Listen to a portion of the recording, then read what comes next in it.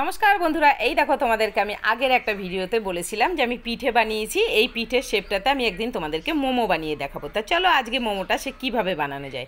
কিন্তু মোমোটা আমি একটা কালারিং সুন্দর করে করতে চেয়েছিলাম, কিন্তু আজকে বিট ছিল না ঘরে, একটা মাত্র বিট ছিল, তাই জন্য কালারটা হয়নি। আমি নেক্সট দিন তোমাদেরকে সুন্দর কালারিং মোমো বানিয়ে দেখাবো। একদম ন্যাচারাল ঘরের সবজি দিয়ে, যে ফল দিয়ে কি সুন্দর সুন্দর রং বানানো যায়।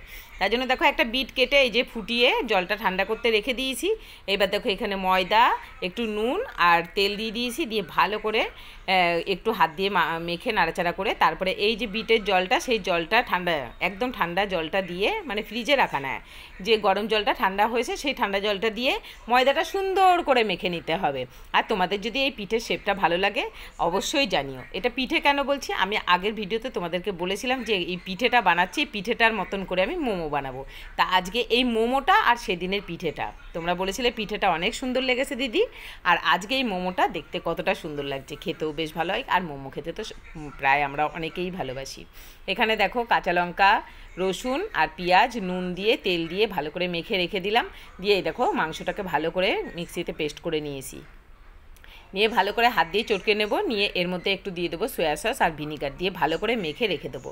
এই যে এক সাইডে মেখে রেখে দিলাম। এইবার যে ময়দা মেখে রেখে দিয়েছিলাম সে ময়দাটা ভালো করে লেচি লেচি কেটে নেব। লেচি কেটে গোল গোল করে তো বেলতে হবে, কিন্তু আজকে আমি মোমো একদম পাতলা করে বেলবো না, কারণ আজকে আমি একটু ডিজাইনটা অন্যরকম করবো দেখে সামান্য একটু মোটা রেখেছি। এই যে এরকমভাবে গোল করে বেলে নিলাম।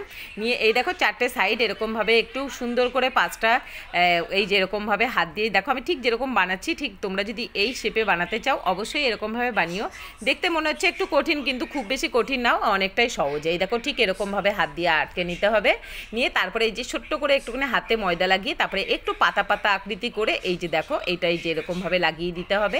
এই শেপ বানানো একদম সোজা। আমি আরও কয়েকটা মোমোর ডিজাইন জানি বা পিঠের ডিজাইন জানি, আমি তোমাদেরকে এরকম এক একটা ভিডিওর মধ্যে করে আমি অবশ্যই তোমাদেরকে দেখানোর চেষ্টা করবো। আর তোমাদের ভালো লাগলে তোমরা অবশ্যই ভিডিওটি দেখে একটা লাইক আর কমেন্ট করতে ভুলো না।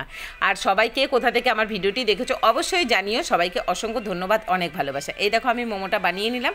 এবার দেখো আমি এটা ভাপে বসিয়ে দেবো। ভাপে তো আমরা সবাই জানি কীভাবে বসাতে হয়, যাদের স্টিম আছে তো অবশ্যই তাতেই বসাবে, কিন্তু আমারও আছে, কিন্তু আজকে আমি ওতে বসাবো না। আমি নতুন এই থালাটা কিনেছি অনেক দিন পরে, আগে একটা আছে পুরনো থালা, আমি আর একটা নতুন কিনেছি বলে আজকে আমি ভাবছি এই নতুন থালাটাতেই আমি পিঠেগুলো এই মোমোগুলোকে আমি ভাপ দেবো। তাই জন্য এই দেখো কড়াইতে জল বসিয়ে দিয়েছি, গরম হয়ে গেছে। এবার পিঠেগুলো এই মোমোগুলো দিয়ে ভালো করে ভাপ দিয়ে নিলাম। এই যে দেখো এবার টেস্টি মোমোগুলো আমি হাত দিয়ে দেখছি বলে তোমরা আবার হাত দিয়ে দেখো না। আমার এতদিন এই ঘরে কাজ করতে করতে হাতে অনেকটাই আগুন আর তাপ সহ্য করার ক্ষমতা হয়ে গেছে। তোমাদের এখনও ওরকম যাদের হয়নি তারা কখনো হাত দিয়ে দেখতে যেও না যে সেদ্ধ হয়েছে কিনা।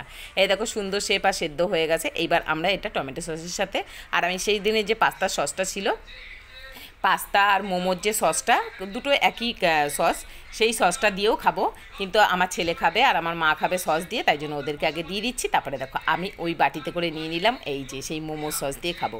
কেমন লাগলো অবশ্যই জানিও।